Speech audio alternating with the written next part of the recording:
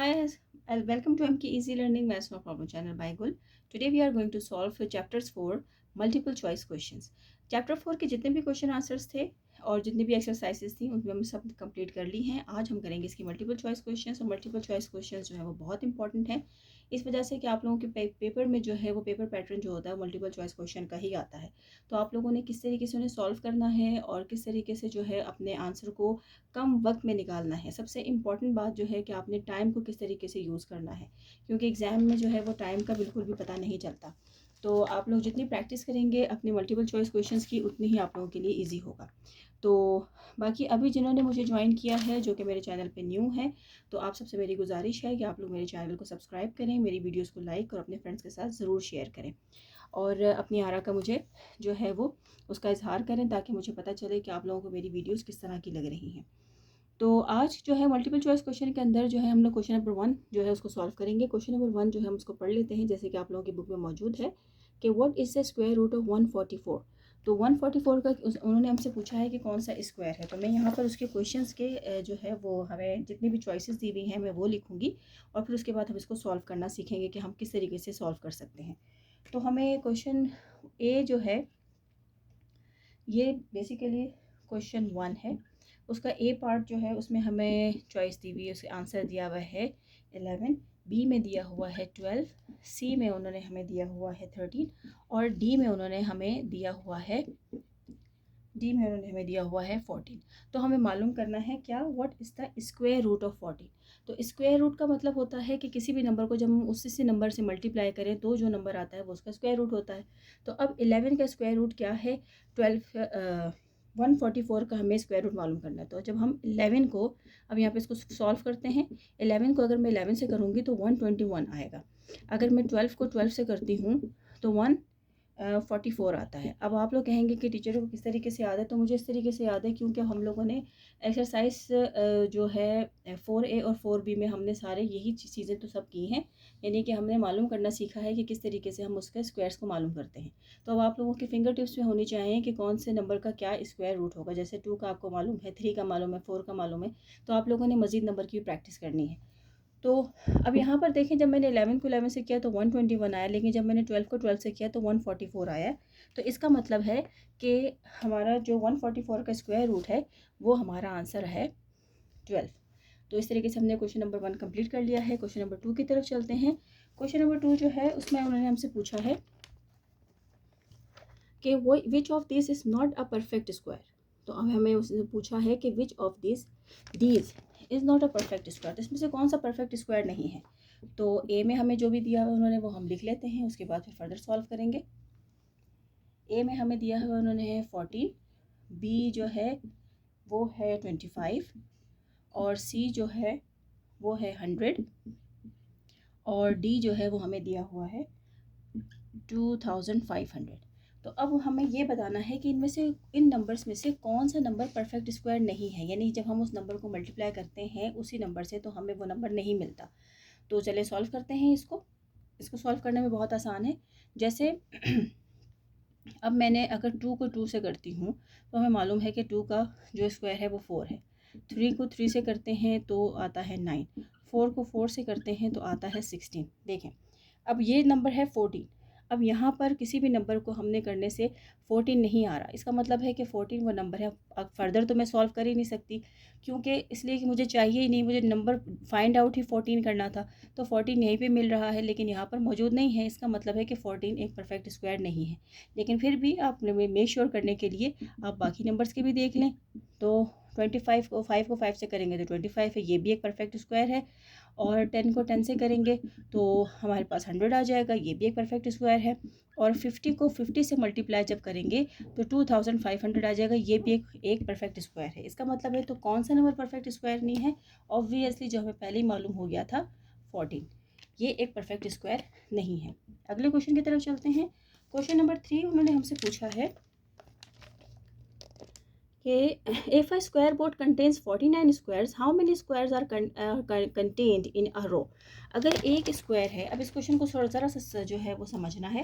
उन्होंने पूछा है एक स्क्वायर है और एक स्क्वायर के अंदर भी जो है वो 49 स्क्वायर्स हैं, यानी इस तरीके से भी 49 स्क्वायर्स बने हुए हैं एक स्क्वायर के अंदर, ठीक है। तो उन्होंने ये पूछा है कि उनकी कितनी रोज़ होंगी, तो उसमें यानी एक रो में कितने जो है वो स्क्वायर्स होंगे।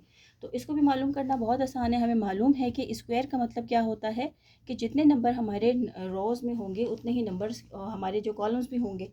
तो नंबर हमें उन्होंने जो बताया हुआ है वो 49 उन्होंने बताया है। इसके मैं आंसर्स लिख लेती हूँ पहले, जो हमें चॉइसेस दी हुई हैं। तो ए जो है वो है 5, बी जो है वो है 6, और सी जो है वो है 7, और डी जो है वो है 8। तो अब हमें इसमें से मालूम करना है कि कौन सा नंबर जो है वो उसका 49 का वो स्क्वायर होगा। तो अब अगर मैं 5 को 5 से करती हूँ तो हमें मालूम है कि 5 का 25 होता है। 6 को 6 से करती हूँ तो 36 है। 7 को 7 से करती हूँ तो 49, तो ये हमें मिल गया देखें 49। और अगर मैं 8 को 8 से करती हूँ, अगर मैं 8 को 8 से करूँगी तो 64। तो इसका मतलब है हमें अपना आंसर कहाँ मिल रहा है, हमें अपना आंसर यहाँ मिल रहा है। 7 7 से 49, तो इसका मतलब है कि उसके कितने रोज़ होंगी, 7 रोज़ होंगी। तो इस तरीके से क्वेश्चन नंबर 3 भी हमने कंप्लीट कर लिया है। फर्दर चलते हैं क्वेश्चन नंबर 4 की तरफ। मैं ऐसा करती हूँ कि ऊपर अपने क्वेश्चंस को इरेज कर देती हूँ और आप लोग जो है इसका स्क्रीनशॉट्स जैसे सॉल्व किया करें तो स्क्रीनशॉट्स ले लिया करें। तो चलें, अब करना है हम लोगों ने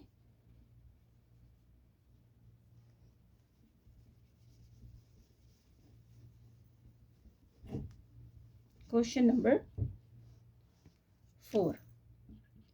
क्वेश्चन नंबर 4 के हम लोग चॉइसेस में लिख लेती हूँ, लेकिन उससे पहले क्वेश्चन पढ़ लेते हैं कि वो हमसे क्वेश्चन में क्या पूछ रहा है। क्वेश्चन नंबर 4 में पूछ रहा है कि what will be the unit digit of the square root of a perfect square ending in 4।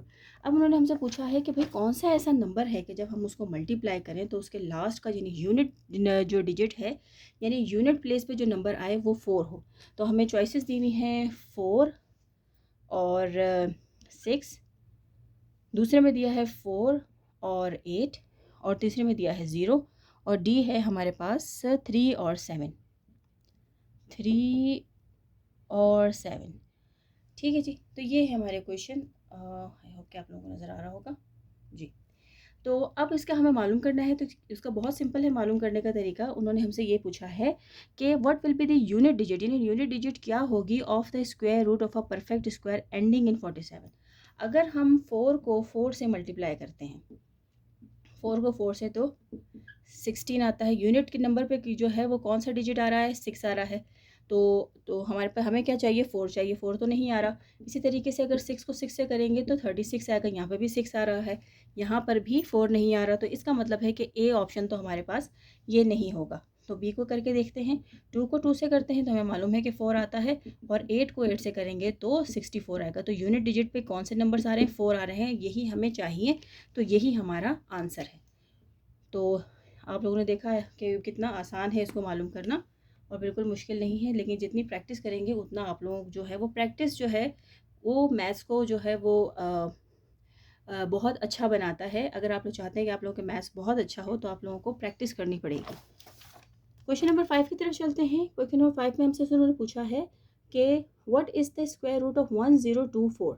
तो 1024 का स्क्वायर रूट मालूम जो है उन्होंने हमसे पूछा है कि वो क्या है। तो ये हमने बेसिकली क्वेश्चन में भी मालूम किया हुआ था, अगर आप लोगों को याद हो तो, लेकिन आज दोबारा से मैं कर दूंगी। ऑप्शंस में उतार लेती हूँ। ए हमें दिया हुआ है उन्होंने 32, बी उन्होंने हमें दिया हुआ है 36, सी है 40, और डी है 124। तो चलें इसको मालूम करते हैं। अब मालूम क्या करना है, हमें मालूम करना है 1024 का perfect square, sorry square root. तो स्क्वायर रूट मालूम करते हैं लॉन्ग डिवीजन मेथड से। तो देख लेते हैं, पेयर बनाते हैं। अब ये 10 बन गया है, 2 2 सा 4 होगा, 3 3 ज़ा 9, तो हम 3 ले लेंगे। 3 3 ज़ा 9 आ गया, सब्सट्रैक्ट किया, यहाँ 1 बच गया। इसको मैं इरेज कर देती हूँ। तो अब हम यहाँ पे अपना दूसरा पेयर 24 उतार लिया, यहाँ पे इसको ऐड किया, ये 6 बन गया। अब यहाँ पे किस नंबर से मल्टीप्लाई करें कि लास्ट में यूनिट में देखें 4 है, तो 2 से करके देखते हैं। तो अगर 2 से करती हूँ तो ये देखिए हमारे पास पूरा नंबर आ गया है। तो इसको फर्दर सॉल्व करने की ज़रूरत ही नहीं पड़ी, यहीं पे सॉल्व हो गया। नंबर हमें पता चल गया 32। तो 1024 का परफेक्ट स्क्वायर क्या है, 32, और यही इसका करेक्ट आंसर है। तो चलें फर्दर चलते हैं अपने सेकंड लास्ट क्वेश्चन की तरफ। सेकंड लास्ट क्वेश्चन हमारा है क्वेश्चन नंबर 6। अच्छा, मैं इस पर ये नहीं बनाती। क्वेश्चन नंबर 6 है the square root of 2.25 is, इसके ऑप्शंस लिख लेती हूँ। उन्होंने ऑप्शंस दिए हुए पहले में 15, बी में जो है वो हमें दिया हुआ है 0.15 और सी में उन्होंने हमें दिया हुआ है 0.0115 और डी में उन्होंने हमें दिया हुआ है 1.5। तो चलें इसको मालूम करना है। इसमें अब चूँकि आप देखें यहाँ पर आगे हैं डेसिमल्स, तो डेसिमल्स को हम लोग किस तरीके से सॉल्व करेंगे, ये भी बहुत आसान है, ये बिल्कुल मुश्किल नहीं है। तो लेकिन एक मरतबा से इसको ज़रा अच्छे से समझ लें आप कि उसने हमसे पूछा क्या है। पूछा है उन्होंने हमसे कि the square root of 2.25 is what. तो 2.25 जो है बेसिकली नंबर है हमारा। जब कभी भी हमें इस तरह का नंबर दिया हुआ होगा तो हम क्या करेंगे, हम उसका स्क्वायर मालूम करना है तो इसको हम अपने लॉन्ग डिवीजन मेथड से करेंगे। इस तरीके से नंबर है हमारे पास 2.25, तो पेयर बना लेते हैं। ये अकेला रह गया है तो 1 1 ज़ा 1, क्योंकि 2 2 से करूँगी तो 4 हो जाएगा। यहाँ ऐड कर लिया, ये 2 हो गया, यहाँ से सब्सट्रैक्ट किया 1 बच गया। यहाँ पे जहाँ पे डेसिमल लगा हुआ है ऊपर हमने ऐसे ही एज इट इज़ डेसिमल लगा देना है। अब नीचे अपना 25 का पेयर उतार लेती हूँ मैं, और इसको यहाँ पे देखिए 5 है तो मैं इसको यहाँ पे 5 के साथ करके देखती हूँ। 5 5 से 25, 5 2 से 10 और 12। तो ये 5 वो नंबर है कि जब उसको मल्टीप्लाई करेंगे तो 125 हमारे पास आ जाता है, उसका कोई रिमाइंडर नहीं है। तो इसका मतलब है हमारे पास क्या आंसर आया है 1.5। तो हम अपने ऑप्शंस में देखते हैं जी, हमारे पास ऑप्शन में 1.5 मौजूद है। तो 2.25 का परफेक्ट स्क्वायर क्या है 1.5। तो आई होप कि आप लोगों को समझ में आया होगा। अब लास्ट क्वेश्चन की तरफ चलते हैं, क्वेश्चन नंबर 7 की तरफ। क्वेश्चन नंबर 7 में हमें जो है वो क्या कह रहे हैं वो देख लेते हैं, लेकिन मैं पहले ज़रा ऑप्शंस उतार लूँ। तो क्वेश्चन जो है वो हमें लास्ट में उन्होंने दिया हुआ है कि the square root of 1.7 multiply 34 multiply 0.8 is a 68 और बी जो है वो 6.8। और इसके ऑप्शंस में उतार लेती हूँ। तो पहला ऑप्शन है 68, दूसरा ऑप्शन है 6.8 और तीसरा ऑप्शन है 0.68 और चौथा ऑप्शन है 680। तो मालूम हमें क्या करना है वो मैं नंबर लिख लेती हूँ। स्क्वायर रूट मालूम करना है हमें बेसिकली 1.7 मल्टीप्लाई 34 मल्टीप्लाई 0.8 इसका मालूम करना है।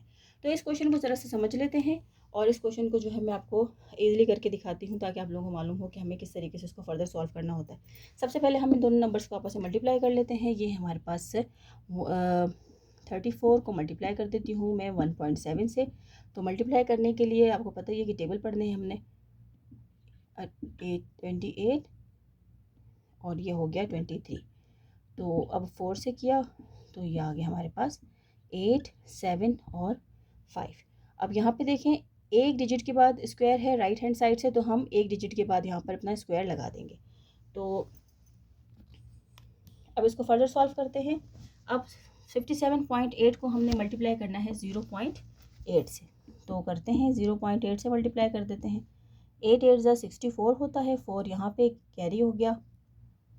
फिर 56 में जब मैं 6 ऐड करती हूँ तो क्या आता है 56 57 58 59 60 61 62 आ गया। तो 2 यहाँ पे आ गया और 6 कैरी हो गया और ये 40 है तो 40 के अंदर 6 गया तो 46 आ गया। अब देखें यहाँ पे एक डिजिट और ये डिजिट एक है तो 1 2 के बाद मैं यहाँ पॉइंट लगा देती हूँ तो नंबर आया हमारे पास 46.24। अभी हमने सिर्फ और सिर्फ इसकी मल्टीप्लिकेशन मालूम की है, अभी हमने इसका स्क्वायर रूट मालूम नहीं किया है। ये जो नंबर आया है 46.24 ये बेसिकली अभी इनकी मल्टीप्लिकेशन आई है। तो अब इसको फर्दर सॉल्व करते हैं। अब हमारे पास जो 46.24 आया है उसका हम मालूम करते हैं स्क्वायर रूट। तो स्क्वायर रूट जो है अब मैं लिख लेती हूँ यहाँ पे 46.24। अब इसके पेयर बना लेती हूँ। अब 4 4 ज़ा 16 5 5 ज़ा 25 6 6 ज़ा 36 और तो 7 7 ज़ा 49। तो 49 बड़ा हो जाएगा तो मैं यहाँ पे 6 लूँगी। 6 6 ज़ा 36 सब्सट्रैक्ट करते हैं तो हमारे पास नंबर बच जाता है यहाँ पे जो है यहाँ पे 0 बचेगा और यहाँ 1 बच गया। और यहाँ से दूसरा पेयर मैंने उतार लिया, जहाँ पे डेसिमल लगा हुआ है एज इट इज़ ऊपर डेसिमल मैंने लगा दिया। अब 6 को यहाँ पे ऐड किया तो ये बन गया है हमारे पास 12। अब मैं कौन से नंबर से करूँ देखें, 2 से करके देखें। तो अगर मैं इसको यहाँ पर 2 से करके देखती हूँ, 2 2 ज़ा 4, 2 2 ज़ा 4, 2 1 ज़ा 2, तो 244 आ रहा है, यानी एक बहुत स्मॉलर नंबर है। जबकि यहाँ पर 1000 में बात चल रही है, तो हमें थोड़े बड़े नंबर के साथ करना पड़ेगा। तो बड़ा नंबर जो है वो 8 है। जब मैं 8 के साथ इस पूरे टर्म को मल्टीप्लाई करूँगी तो मुझे ये नंबर मिल जाएगा। कैसे मिलेगा देख लेते हैं करके। और ये हिंट आपको यहाँ से भी मिलेगी। यूनिट डिजिट जो है यहाँ पर क्या है, 4 है, तो 8 8 ज़ा 64 आ गया, 6 2 ज़ा जो है वो हो गया 16। 16 में 6 हम लोगों ने प्लस कर दिया, तो कितना आता है हमारे पास,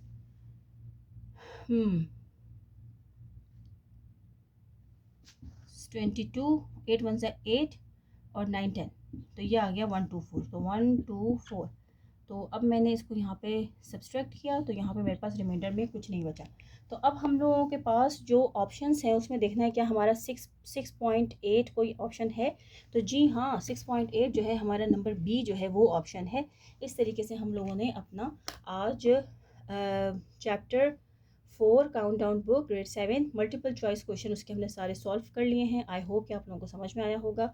अगर आप लोगों को समझ में आया है तो प्लीज़ कमेंट से मुझे ज़रूर बताएं, और आप लोगों को कैसा लग रहा है मेरा चैनल उस बारे में बताएं, और मेरे चैनल को सब्सक्राइब करना बिल्कुल ना भूलें। जहाँ पे रहें खुश रहें, अपना ख्याल रखें, और साथ में मेरे चैनल का भी। Thank you.